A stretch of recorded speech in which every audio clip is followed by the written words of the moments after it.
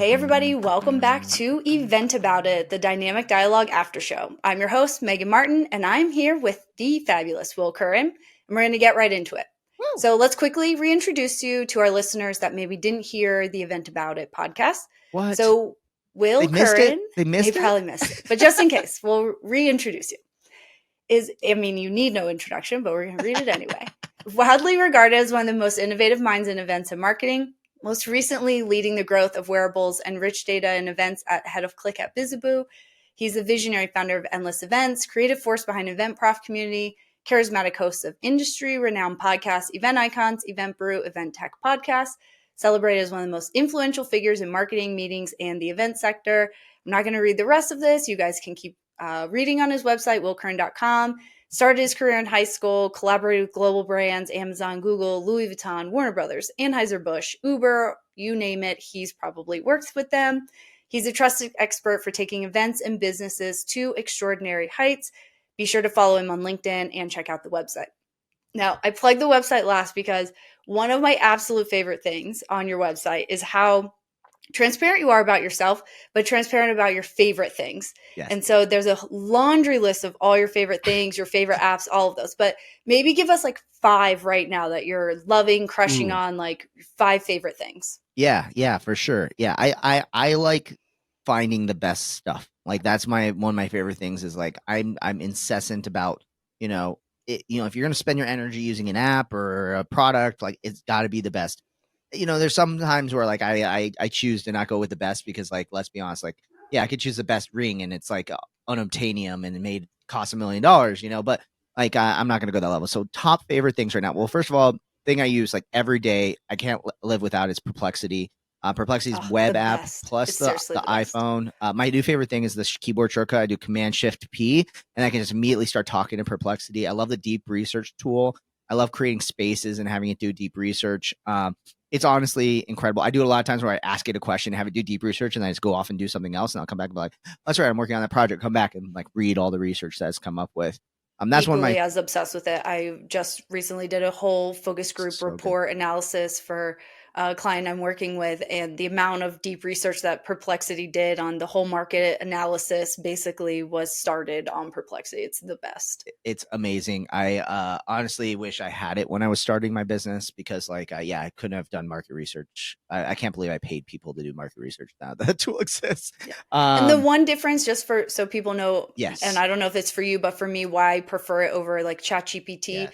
ChatGPT and some of the Google, Gemini and other AIs out there, they don't give you references, which is always the research nerd in me. Like, where did you get that? Like, did you just pull it out of thin air? Like, anyone can say anything on the internet, where Perplexity gives you all the data resources that it pulls from when it gives you the report, like exactly where you can find sort of that data, where it came from. It'll be like, Megan is an awesome person, number one, in a little like subtext. You click on it, it'll be like, oh, here's an article or like a Reddit post where someone raved about how awesome Megan is. Yeah. As an example. So I like that piece. I also like it too. The deep research, I like it better than ChatGPT's because it consistently keeps prompting to search the internet for more information. So like one of my favorite numbers to watch, if you watch at the top right, it says the sources and it will show you the number of sources. So as it's doing the research, the number of sources goes up. And like, if you just ask it a simple question, like what's the best like headphones to buy?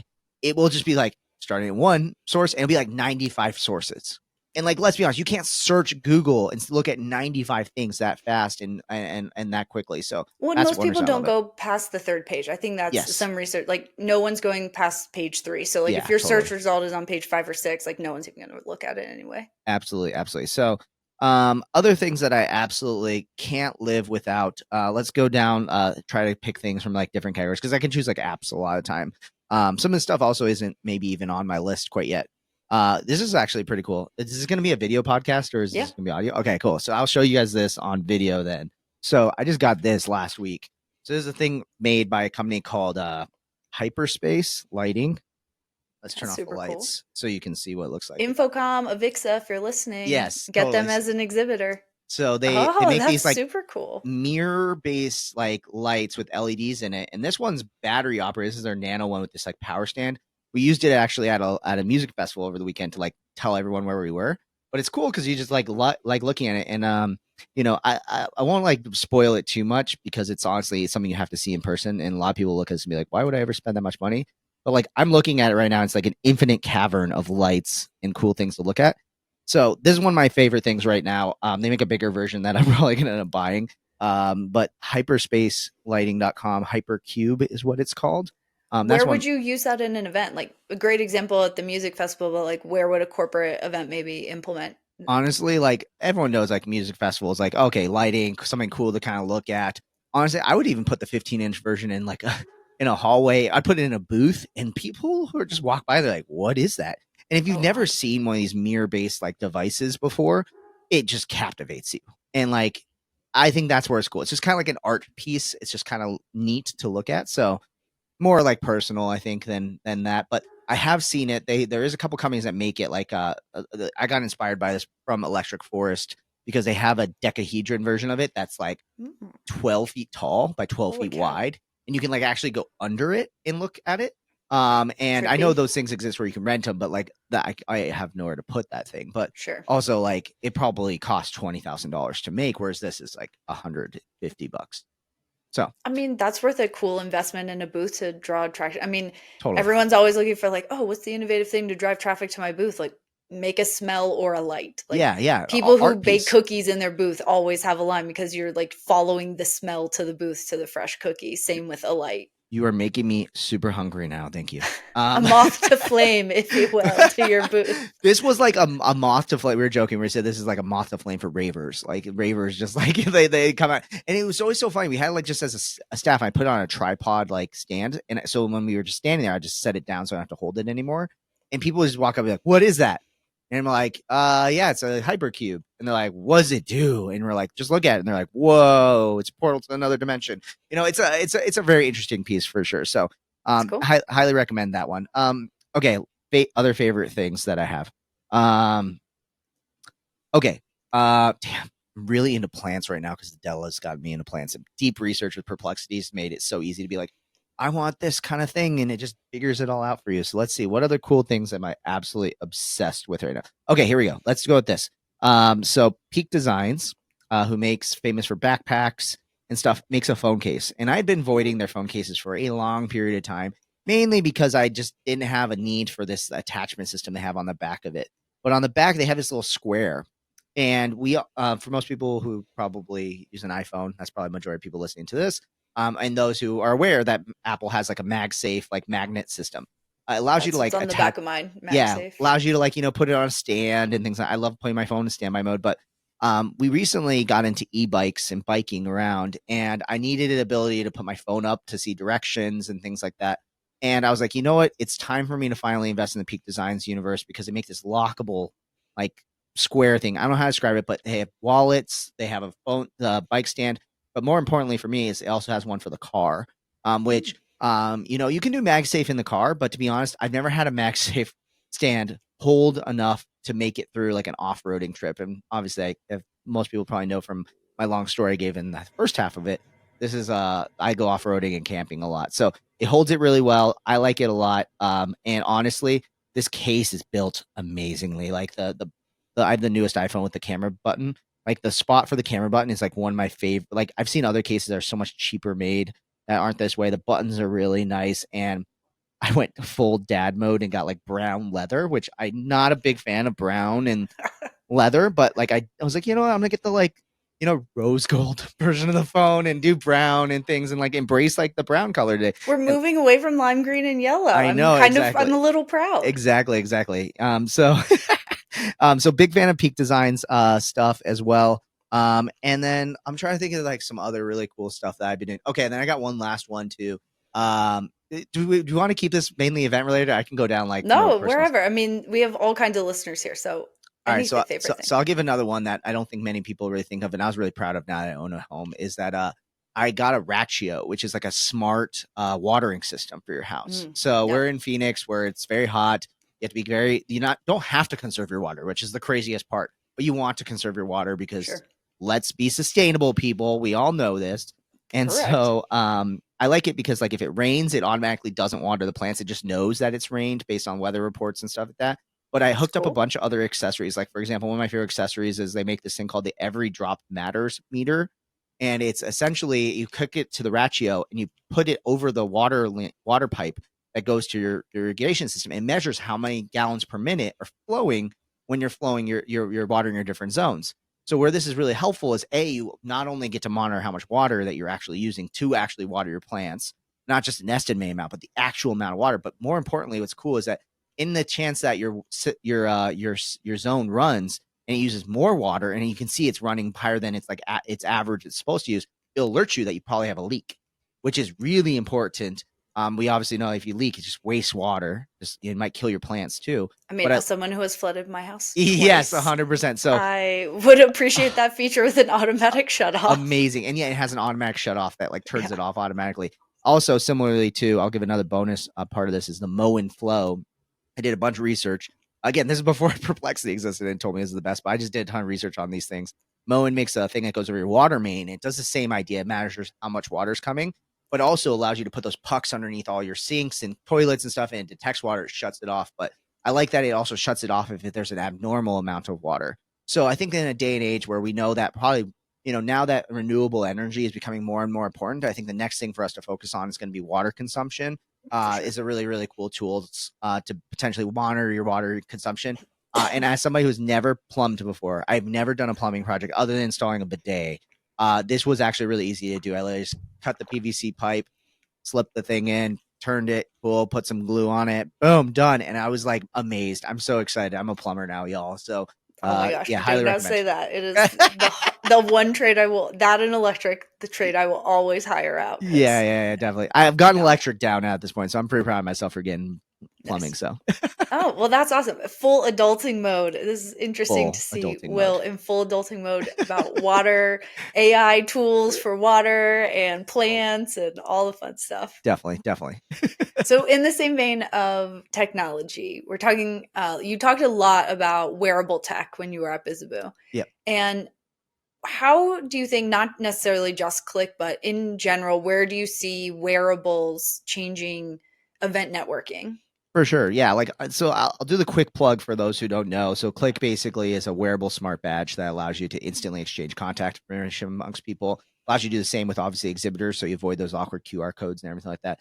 But most importantly, you've now created value for your attendees who now have an easier way to network and get exchange contact information that now you can track them everywhere they're going around the venue and get ROI data.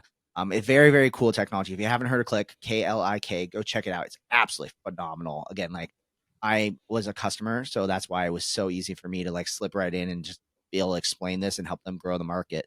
But where I think wearables really are going is that first, more events need to adopt a tool like Click. We need to make it so we can create systems that allow people to get off their phones. Whether it's like, being able to make it where, for example, someone can go up and look at the schedule on a TV and it automatically recognizes their face and shows them their personal schedule. The more we can get people away from the notifications, the buzzing, the day-to-day that's constantly pulling them back when they're at Yeah. events, I think the better. But where I mean, one thing, yeah, sorry to interrupt you, but yeah. the College Football Hall of Fame in Atlanta, they do this. Like, Yes. I don't know why more events, and maybe the tech's not advanced for events yet, but like when you check into that museum, Hall of Fame, whatever we want to call it, you pick your team. And as Yep. you walk around, the screens will shift and show you information about the team. And it's all RFID from your lanyard when you pick. So, like, Boom.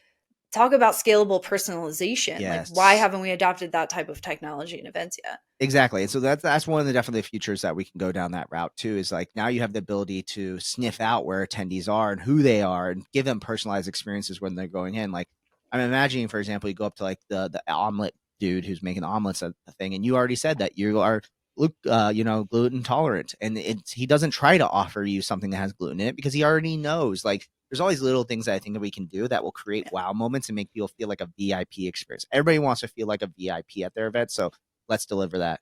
One of the crazy ideas that I really believe that we can go towards with events that I'll talk about here on the show is that we're getting to this point where now, okay, we can track which sessions you attended, right? We also have the ability to summarize sessions using tools like Voxo as an example, where they generate you a beautiful report showing you like all the key points of all the session you attended. You can also then summarize the entire conference. You you haven't heard of Voxo, it's voxoevent.ai. It's super It's cool. super cool. It's so cool. I think this is also going to come to individual personal conversations too. And I think where we're going to go with wearables is the ability to summarize conversations we've had. We've all been there before. We're at events and you're like, let alone do I barely remember anything for the first day. If you tell me like, hey, yeah, you met like John, and I'll be like, who's John? And they're gonna be like, oh yeah, it's a guy that walked up to you and talked about the XYZ. And you're like, okay, yeah, I remember that guy. But imagine like you could summarize your conversations and remember every conversation that you had, what it was about. And then just like teasing it a little bit into that, how you integrate this larger AI trend is like, there's going to be a time where like all this data and all these things that are happening at events needs to like go out, needs to like escape and be part of the real world. And it shouldn't be all just like led by the fact that the salesperson followed up with you to get that sales conversation. But instead, like, what if you could say like, yeah, well, let's set up a meeting for after, after the conference. Yeah, that'd be great. Awesome. And then like your AI just automatically goes out and books that for you, knowing that information. It goes into your like Apple Intelligence private cloud as an example, or your Google Gemini private cloud that has all your calendar information. And then it starts to be able to take all the things that are kind of happening at events and helps us just remember them more. Yeah. And I think that's a world we have to start preparing ourselves for, because we're getting to the point where like Perplexity is doing all the research for us. Our cognitive of like critical thinking skills might start to deteriorate in some ways. So like the more we can get help with these things, it might make it so then that way we can concentrate on the more creative, the more fun, the things that we actually want to do, not remembering that I have to follow up with John because we did have a great conversation and I want to follow up with him, or even barely just remembering what that conversation looks like. And, some people would say like maybe your phone could do that. But to be honest, like I think people are just too freaked out at the idea of, as much as it already does, listens to you all the time. Sure. I don't think that it's going to be I don't think Apple's going to be the one who's going to be like, yeah, just, put your phone in your name badge holder and just walk around recording. It's going to kill your battery life, all those things like that. Yeah. But a wearable device, on the other hand, that can do that. That's the future for me. Oh, agreed. I mean, to that point, the whole Meta Ray-Ban glasses, totally. I mean, they totally freak me out. Don't get started on AR. Oh my God. Like, yeah. 100%. Like, does 100%. Anyone need to be recording all of that? And to the point of like thinking about getting that into the wrong hands. I mean, yep. The person who attacked New Orleans right before, I think it was the Super Bowl, was using those to scope out the area and all of that. So like, that's the slippery slope or I love some of the innovation coming up. At the same time, I'm like, oh my gosh, this is all definitely too much. There's definitely a lot of like safety concerns that we have to think about when it comes to these sort of things. But I think in the meantime, like there's a lot of really, really positive things I think that we can expect. I agree. And with that vein, Apple's starting to get into the event game. I don't want to say like in Apple the event game that you and I play in, like major conferences, for-profit trade shows, right? Like social events, your kid's birthday, like that's where Apple's playing. But one thing I've never quite understand, I'd love to get your thoughts on it, is almost everybody wears a smartwatch. Yes. I don't have an Apple Watch. I think they're ugly and I just don't want to be that connected. But I do have a Garmin smartwatch. That's you have an Oura Ring, right? I don't. Oh, you don't? Okay. The only smart wearable I have is a Garmin smartwatch. And I only wear it when I'm on site so that I can get notifications. And then if it's important, I can grab my phone and answer. And you got to get the knowing that you did that 30,000 steps. Let's be honest. Like that's a great feeling. For real. But also my phone is tracking that too. So like, do I really need a watch to do it? But either way, when we are on site and it's all these wellness challenges, right? So like everyone's trying to incorporate wellness. A lot of people just check the wellness box, and some point in the near future we're going to have a wellness person on talking about this and the business side of adding wellness into your events. But they'll say, oh, we did yoga in the morning, check wellness, or oh, we did the 5K run, like check wellness. But then they do these like walking challenges and there's like leaderboards, but they're typically apps that you have to download, or it's like it's like all these steps to be able to participate in that. But everyone's already wearing an Apple Watch. So at some point, do you think Apple is going to expand their wellness offerings into the event space to do like these wellness challenges and make it easier to incorporate wellness every day? Like, where does tech play into that? Yeah, like I don't know exactly. I wouldn't say yes, but I think there is some potential on there that, for example, like Apple could do something like figuring out how well, because the thing that like about wellness data is like where Apple's starting to realize is, and everybody's starting to realize building these apps is like everything's connected to each other. So the more you can get data to kind of interrelate with each other and provide you insights based on that, the better. So like, for example, one of my favorite apps is Rise, which is like it helps you track your sleep, but it tracks your sleep debt, which for a while, like people have known that sleep debt, it matters and doesn't matter. But what it does is it realizes sleep debt connects to where you're spending your time. And for example, during different times of day, you have these dips and valleys of energy. We all have an afternoon dip, we have an evening peak, morning, grog for me, as an example. And so what it's cool is that they basically realize like, let's put this on the calendar and bring this information in to help you understand where you're planning your day in these different energy levels and sleep debt, and how these different pieces of data all come together to create a holistic idea.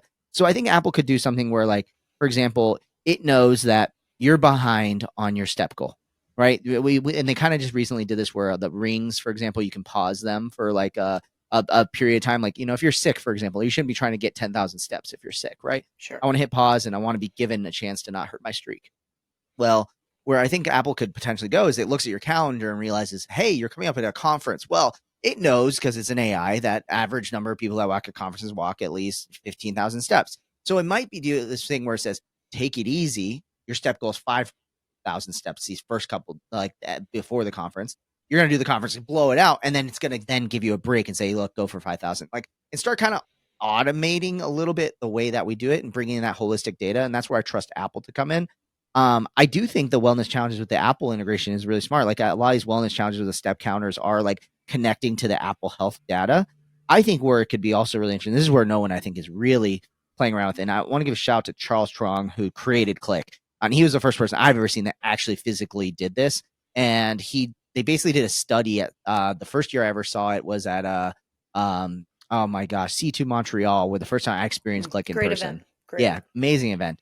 And Charles had this idea that he said, look, like we're building these wearables, people connect, but I'm also curious to know, like, is there any other like physical pieces that connect to events? And so he measured perspiration and heart rate of attendees. And so I participated in the study, and he said like there was a lot of really interesting insights. And I think the thing that we need to figure out how to do is like, it'd be cool if that could somehow pull in that data from an Apple Watch, because now we have heart rate, we have, all these different things like that. We could pull that in. And I'm imagining a world where, for example, if we know that like we did a keynote and we can see that everybody's heart rate rose during the keynote. Oh, great. Well, people were really excited. Oh, hey, like, are people, what's the average number of steps that people are getting? Are they actually moving around?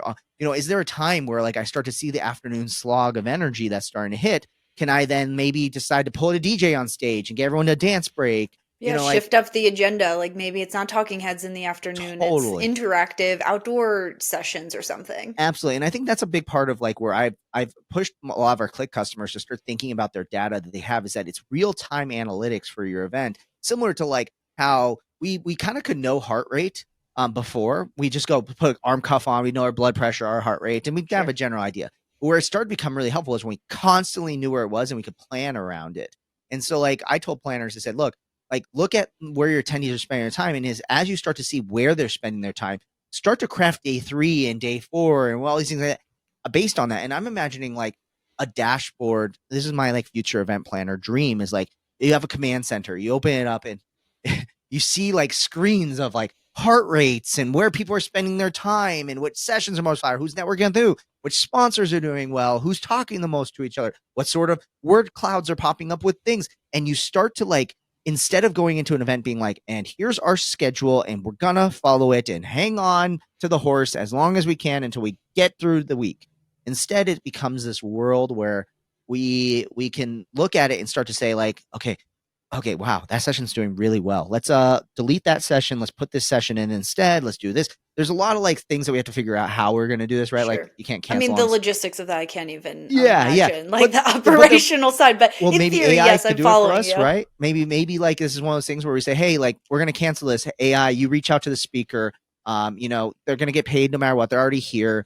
Give them a VIP pass, make them happy. Or maybe we move them in the morning. We swap times. I don't know. There's a lot of like different ideas this can go, but like real-time data coming in, I think will start to make us understand. I think that wellness data you start to talk about like is incredibly valuable. And I think that's also something that might also help us make our events more healthy. Like, and this is me reaching a little bit, but like food consumption, like we kind of as planners have a little bit of a responsibility to craft healthy options for our attendees, right? Like 100%. we know that we can give attendees hot dogs, hamburgers. There's going to be some pissed people, right? They're going to be angry that they did that. But at some point, too, you can also just be like, oh, and that's the way it is. We gave you pasta, you know? Well, right, like you feed pasta for lunch, and then you're like, oh, why wasn't anyone engaged in the afternoon sessions? Well, guess what happens when you eat pasta for lunch? Like you have an Exactly. afternoon slump. You feed everyone a pretzel at 2 o'clock. Guess what happens by 4? You sugar crash. Like, Well, come on. imagine too, like the ability to know, like, oh, we did a food break, understanding like when did they actually eat those calories? When are they digesting it? Like, there's a bunch of different stuff that can kind of come into this. And like, I mean, we're talking maybe 10 years from now, this will start to happen. But like, I think that data is there. I think, especially if I told people this maybe 5 years ago, like, oh, Apple Watch and everyone shares a heart rate, people be like, you're crazy. But I can't tell how many times that I get apps that pop up and I'm like, yeah, I know this needs like access to my health data. Give it all of it. Like, I want it to have all of it because I know that it's going to create some better experience. And I think it's just going to take one planner, one technology to try to take that leap of faith and say, we do this. And then everyone's going to be like, wow. And it was so amazing that they kind of knew that we were not enjoying that keynote and they redesigned the content. And I felt like they were responding well to it. And to bring the analogy back to the DJ portion for a second, we do, as a DJ, like that's one of the things I learned very early on, and I'll share this tidbit that may or may not be obvious. You can yell at me in my LinkedIn DMs if I'm about to mansplain at what a job of a DJ is going to be. But the reason why DJs have not disappeared, even though laptops can do this now, AIs can do this sort of stuff. You can play a recorded mix for all we care. The reason why you hire a DJ and they do so well is you can look at the dance floor, see how you're moving, see it, what they like, and then craft based on it. And that's what I used to do as a DJ. Is I would sit here, I'd play, I kind of knew what my playbook would be and be good. But like Sure. the fact that I could play a specific song and then see their reaction to it, I would then kind of change my set based on that. I might play a little bit more techno remixes of stuff and then avoid the hip hop, or I might play more hip hop, or and that's the job. And honestly, I think Martin would totally agree with this idea because he's an incredible DJ. Is that like that's what makes a DJ a lot times better than a band? Is that a band's kind of like I got to sit there and play, and I got to play the song out. But if you play like And I they don't have know, to take a break. They're yeah, like, and oh, you I'm have to so take tired. I need a exactly, 15, 20 exactly. minute break between each set. Exactly. And whereas a DJ can just like, oh, let's mix out of that. Let's go to something else. And I think that's where planners can start to think their future of their jobs will be. Is that you're less like the band who rehearsed and practiced and built out this whole elaborate set list and things like that, and then just prayed that the audience loved it. And instead, you become like the DJ who has all these information and all this control, and you get to move the levers based on that. That's where I feel like planning's going if we bring in that health data and all the data we can ever get. I agree. I talked on an earlier episode why I prefer business events and conferences over like a social program. And, a wedding planner, you've got 4 hours to get it right. Like Yeah, if totally. you don't nail it in 4 hours, you don't get to do it again. And Totally. with conferences, we get 4 or 5 days to surprise and delight. We get 4 or 5 days to really nail the conference content. If the keynote didn't hit it on the first day, we can make tweaks in real time Totally. overnight to surprise and delight. We ran out of things or we had a rough moment in day one. We have time to make it better and make it up to them and them being attendees. Yeah, It just makes it such a better experience. And you have these like greater aha moments.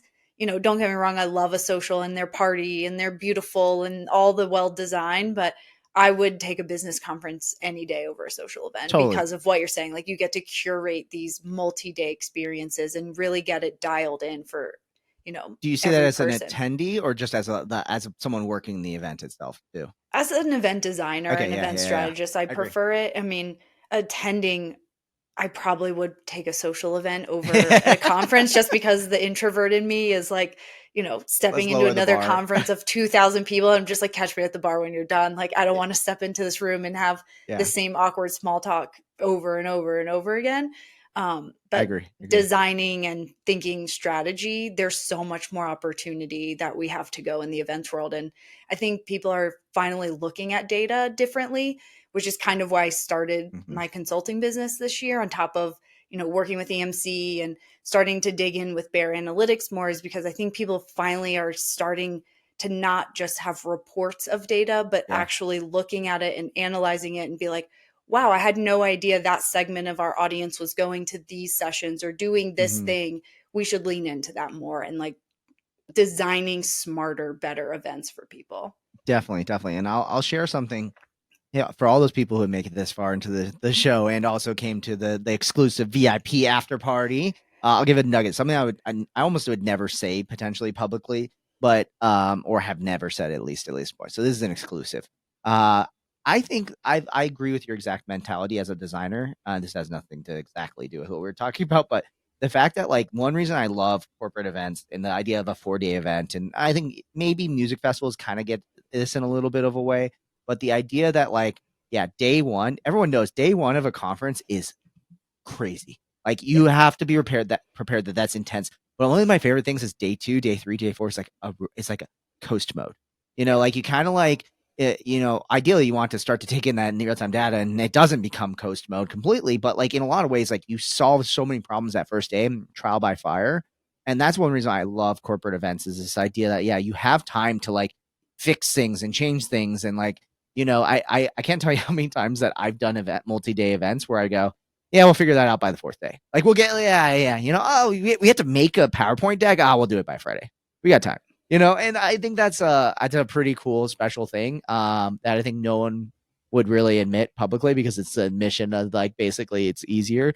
And the mission that like sometimes we'll just wait until the day before to build things. I But mean, every speaker ever, like, everyone, I don't right? know even know why people like, oh, send us your slides in advance. Like, Totally. every speaker's going to change them at midnight the night before anyway. 1000%. I think you actually are probably one of the few people that have the actual data that shows that that's Yes, 100% true. And we do. yes, definitely. I think it's one of those things where, like, I'll share that because I think it's something we have to be really grateful for, and also recognize too that, like, yeah, we have this potential where, yeah, you don't have one shot to get that. You do 4 days. It's still one shot. Like Correct. if you show up at the wrong venue and build the stage in the wrong thing, that event's not happening, right? Like, Correct. if you, yeah, if no one shows up, yeah, it's not like everyone's just gonna show up now 2 days from now, but it's one of these things where you do have a little bit of time to kind of fix and change things, and I do think there's a potential to create a more dynamic event, and I think we started to see that a little bit with unconferences as an example. Yeah. Like people started being comfortable with the idea of like we go in with no schedule, and attendees love unconference models. Planners don't quite like it because there's so much hand holding that has to happen. But I think that planners also like it too because, like, let's be honest, like, who actually enjoys is the reason why one of the first things that when we started saying AI tools could do, you're like writing session descriptions and titles of things and bios and stuff like that. It's like, look, like I can just give that to an AI. And it's like, well, maybe if that's the first thing that we want to get rid of, that's the first thing we should get rid of completely, too. So, yeah. Anyways, I mean, if you also think about the majority of the generation that's coming to events and doing that are millennials now. And I think about growing up, I read all the Goosebumps and I would go yeah. to the Goosebump theater Hmm. shows where like you create your own journey. It's be like, what do you want to happen? If you want this to happen, go to page 12. If you want this to happen, go to page Totally. 37. And so then we get put in these boxes and we go to conferences and be like, here's your agenda, pick your session, can't veer, like pre-register. And if you don't go to that session, you can't change, you can't do all of this. And I'm like, but what I thought I wanted to do 3 months ago when I signed up for this, or as people today, Yeah. 3 weeks ago, 2 weeks ago, and what I want to do right now, it's the age old why, post event surveys cannot be the single source of truth for making Yeah. decisions because you're only getting the extremes and like what people say they want and then what they actually go consume or go do are not always the same thing, which is the Totally. beauty of AI and these recommendation engines because yeah, you could say you like that session, but then you consumed 5,000 other pieces of content that had nothing to do with that. So what are Totally. you really interested in? I want to take us down a little bit of a rabbit hole, but I don't think I just had this moment pop in my head while I was thinking about this recent learning that I've kind of had, and I figure I'll share it here. Is that so? I've been revitalizing my DJ career and kind of like getting my brand out there. And one of the things I've been doing is live streaming on Twitch. And I've live streamed on Twitch before, both video games on like my PS5, not like an elaborate setup, and then also even DJ with friends like over the pandemic using Twitch. But I never like really dove deep into like the Twitch culture. And granted, this is like maybe a subculture of things, but I do think that people who are in Gen Z are way more familiar with Twitch than any For other sure. generation. And I think I one mean, thing it that, was part of the election. Like there were yes, interviews with Trump on the election. This is not a political post, so don't come yeah. after me. But like the fact that they're even having politicians on Twitch streams just shows you the power of that platform. Definitely, definitely. And so in getting into it, I started sinking my teeth into really understanding the culture of things and stuff like that. And I think one thing that we have to keep in mind is similar you mentioned the choose your own adventure. Right when I started getting involved in events, choose your own adventure and personalization, things that are just starting to come up as trends. I think because of that, what we're going to Sure. start to see is like this is something to keep in mind. Future planners out there is that there's a generation coming who for them, an event is like tuning into this live stream and they get to just interact directly with the person while they're like talking, playing a game, and things like that. And if you want to talk about how maybe content's going to shift, like where's the live chat where I get to chat Yeah. with other people and have conversations while this other content's going on? Where's the ability for me to ask a question and interrupt the person while they're doing that thing and get instant feedback, not just wait for a Q&A section on there? How do I, what is that experience of like, I did something. I attended your session and now I bought your merch because of it. And boom, there should be some sort of like fireworks should go off or something like that. Like if you haven't had a chance to really like involve yourself in seeing a Twitch live stream done, watch a few of them and watch how like that experience is totally different than television. It's totally different than a lot of things out there. And so my suggestion, this is just totally like this is my random, like I have to get this out of my brain sort of moment, but like check that out and just understand it, like you said about the choose your adventure. Everything is always constantly changing and don't rest on your laurels to be exactly the same way. And that people are looking for different ways to experience things and especially generationally. We love to tap things on generations, but like that's going to happen eventually soon too with content is that like no one's going to 100%. want to sit in a chair and just watch someone lecture them and give them a deep TED talk. They might say to them like, entertain me, educate me and entertain me at the same time. Hey, I've been saying this podcast is edutainment. That's what I've been Yes. calling it this whole time. 100%. We're the memes. Yeah. We'll pop up some memes throughout the episodes. But that kind of segues into the perfect conversation. I kind of want to round out our dialogue today is thinking about community building. And Mhm. you and I have spoken at many conferences about this. You built Event Prof Community, which I was happy to be one of the first founding members of. Woo. And Thank you for it's that. such a great concept, but I don't know that people have really found the right solution of this like event to community model. And we've kind of Yeah. laid out some pathways and some things to do it. But now that you've done it a couple times and now that you're really getting into the Twitch community, Yeah. like what are some tips for somebody who wants to turn their event, do that post show content and really turn it into a year round community where the event is the gathering place of those people? Definitely. So I think you're doing it right with your podcast and as an example actually of this. And I'm starting to see this trend a lot more in something that I actually haven't 100% engaged with yet as like a consumer of content, but it's the idea that like there's post show content, there's exclusive content. You can come and get this here. Like I see a lot with like, for example, streamers being like, oh, you can get the recording of this DJ set. I'm not going to post it on YouTube. It'll be up on my Patreon as an example. But I see a lot of that. I see a lot of like, for example, the Twitch streamers that also build Discord communities around themselves, which is wild. Like you would never think, and like I'm not these artists aren't like Dead Mouse. I'm mainly in the EDM world, so these aren't like Dead Mouse level artists. You might have some that are like starting to build towards that level of fame, but a lot of them are like, they might be the same level of fame as me. Like guy in his bedroom likes playing great music and maybe makes a couple songs here and there. But so many of them are starting to make these Discord communities where it's like, hey, come and join my Discord community. You log in and there's people in there constantly talking, constantly hanging out. And what's interesting to see too is this blending. And this is where like I also wasn't like 100% sure about at first is like people like blending in like lifestyle stuff. Like when you think you're going to join, like, for example, It's Event Profs interesting. community, we were like, you're going to come and talk about events. But maybe the thing that was missing potentially from Event Profs community was this idea that I was like, hey, where's like a place just to talk about like what clothes we're wearing and what TV shows we like, what movies, and like start to build beyond that. You came in here as an event prof, but your world and your interests are so much bigger than that. And let's find where you can still like create one single place for it. I think the idea of like micro communities is still very, very interesting to me. You see this also like very similar in the Twitch Discord communities that there's Discords for everything. Like there's a community for the DJ music management file I use. There's a one for the this thing, and there's one for the raid trains that I do, and there's all these different communities. I'm Well, on them same for with electric Reddit. I mean, cars. there's a Yeah, Reddit thread for everything. I get on Reddit to talk about totally, Bravo and event stuff and tech and AI. Like totally. there's And a thread for and everything. that's where Reddit I think kills it. And did you hear about the news that Dig might be coming back too? Right, like so there Oh, might be some potential that Dig comes and maybe saves us all from the public IPO that is Reddit. for And sure. what's interesting is that I think like where Discard misses in some ways, and they might be fixing this with the "I in case you missed it" section, but like what's the one central place I can go to get everything I need and For sort sure. it by top, find out what's important, use AI to filter based on, I would hope, knowing me, but a lot of times it's just summary things right now.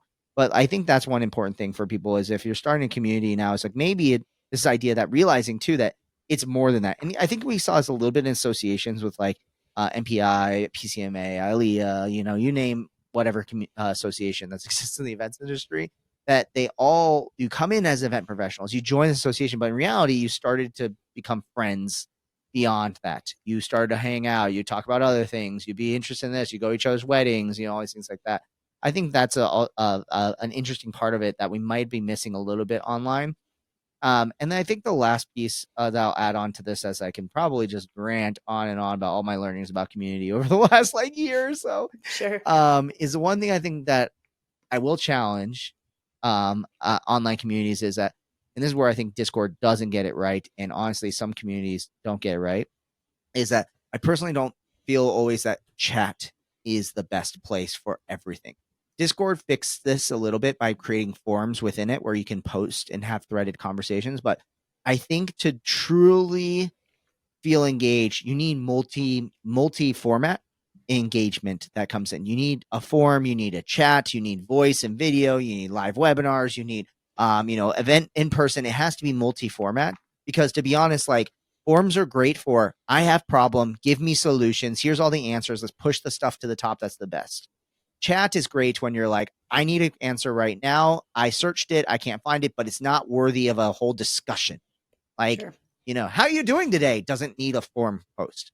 But I that is mean, that's about, where like omni-channel contact centers come in. Like, yeah, right? Like yeah, I'm already on Facebook trying to buy your product because I got ad notified. And so I just want to chat with you about the order versus like picking up the phone or sending an email or totally. going to the website. But all of that feeds into these like back end data centers, contact centers for commerce, for tech, for a lot of different companies. And I think that's a great point where not everybody wants to engage in the community in the same way. Like some people prefer to share something over video or voice or, Hmm. it doesn't all have to be chat forums. And I think like where I think that this can go to, and I hope somebody like Circle, my favorite community platform, solves for this. And they started doing this is making it where like you can search things and use AI to like answer questions that you have based on all the information within a community. But like where I think it's going to be really powerful is if you have chat, you have forums, you have video that gets recorded and transcribed. And then you do in-person events where again things are transcribed and summarized and captured and recorded and then pumped back into the community. Like I think where a private community can come is like where it will thrive is in a world of like perplexities that can get you the answer instantaneously. Is like if you can curate really, really awesome people who really know what they're doing, and then people who really want to be like those people together, you can start to get these Reddit communities almost similar to like Buy It for Life, where it's like technically you can Google and ask what's the best cooking pan you can get, and Perplexity will serve you up an answer. But to be honest, if you go on the Buy It for Life forum, you ask that question, they're going to upvote what they think really a lot of people there have had for life, and they really think is the best, and that they're like Yeah. super thoughtful. Obviously AI scraped all that Reddit data, and maybe not into the future, but like I think that's where a community has really power, especially for the very, very niche. Because we've all seen this happen now. As if you're a planner out there, chances are, if you're listening to this, you're an advanced planner who probably has done all the online courses. You've read all the blogs. You probably see the headlines that used to come from even like Endless Events, my old agency, and you look at it and be like, "Yep, I already knew all the answers to these top 10 things I should be paying attention to for the year." Oh, I wanted, 1000%. I will you say know, my mentor in the space used to tell me like, "Oh, we're going to PCMA and you're going to sessions and I'm going to have hallway conversations because I learn more in hallways talking to my peers than I'm going to learn in any of these sessions." And totally. younger planner, I was like, you're crazy. And now I'm to the point like there's really not a lot of sessions that interest me at some of these conferences because I'm like, yeah, I'm already doing that. Like, Totally. I'm a lifelong learner, so like Yeah. I'm always gonna go to Yeah. the sessions and learn. But sometimes just sitting at the round tables, going to the intimate dinners, I'm learning so much more than sitting in a session. And there's a different stage of everybody in their career, and where I think like this is where community really has the power is that we're going to ask ChatGPT like what are the trends for the year, and it's going to be DEI, sustainability, AI, personalization, right? Like I can name the generic trends that are all going to hit that have been around for like the last 5 years. And if you're an advanced planner, you're going to be like, and I knew that. Well, now give me more. Like, well, you'll have a source that you cite a specific statistic why I should pay attention to it, and then I'll rabbit hole down that. But where community will have the power is that people will share even more hyper specific information, and then you don't run into the problem like and this is a pro tip for anybody using like Perplexity, ChatGPT, things like that, is like tell it it's February 2025, it's actually March now, March 2025, and I want to know what should I be paying attention to in the events industry from the last 3 months. Only pull from sources in the last 3 months, so then that way you don't get this like distillation of like the last 10 years of trends and then pumping it your way. And the same way that like you ask someone like, what's a good marketing strategy? You probably saw this when you're doing the podcast, right? Like you said, Yeah. what's a good podcast promotion strategy? And be like, yeah, post it in all the channels and, post it on social media. But like, if you said, hey, what should I do about it in March 2025? It's going to be like, make a Discord community because that's popping off right now. People love that. That might not be the answer, but like it's going to In give you general, very yeah. hyper specific data and information. I think that's where community potentially has a value. And I think it also solves for this problem that like, and this may, I don't know, maybe this is something that I need to explore a little bit personally on my own as I start to reflect on this, as I say it out loud, is like, maybe I do all this research and things like that. And I've started to think to myself, maybe I want to create like a Will Curran Discord community that's surrounded by like all the general passions that I have, because there is so much overlap I've started to have as I started to make iMessage groups where I have friends that are like, they're in my tech chat, they're in Yeah. my sustainability chat, they're in my camping chat, they're in my, my EV chat, and they're also in my, my music chat. And like starting to realize that there's people who kind of like want to intersect all these different things. And if you're going to build a brand and a community, I think it's like people kind of want that maybe right now, and that might be a potential future. Steal that idea. I don't know. That's my late night chai latte thinking I might have to do tonight. Well, I mean, two great nuggets there. One is like that's the key to using AI most effectively is the prompts, right? Like Yeah. you can go in there and ask it like, what are the marketing trends? And it's going to tell you everything. But like, what is marketing missing right now in March 20? Like getting really specific. So like if you're using AI, like it's, as you said, it still takes a human to prompt it and tell it what it needs to know or do. And so I think dialing in and getting really specific about the prompts that you're asking your AI, whatever tool it is the most critical piece to effectively using any AI tool. And then to your community piece, I think that's why you and I've always connected and been friends for so long is we have these such diverse networks and such a curious brain. And I've realized over the years, like, why working for one company is not really the future for me because like eventually I'm just like, well, what about this? Why aren't we doing this? Why aren't we connecting the dots here? Like, oh, you need to meet this person. Like, they're not even in our industry, but they're super interested in that. And like, just continuously connecting the dots from here to there and, thinking about Discord and how that can be leveraged and Apple Tech and heart rate and all of that plays into events. Like, just not a lot of people are thinking in how do we bring in social science? How do we design events? How do we bring the tech to layer on top of that? It takes a really curious mind to be able to take an Apple Watch to a command center of like, people's heart rates are dropping. We've got to do something exciting. Tell the DJ to play something. And Totally. like, could see someone with a headset in real time and be like, DJ has to drop a beat. Everyone's getting bored, right? Like in the Totally. middle of a general session. Totally.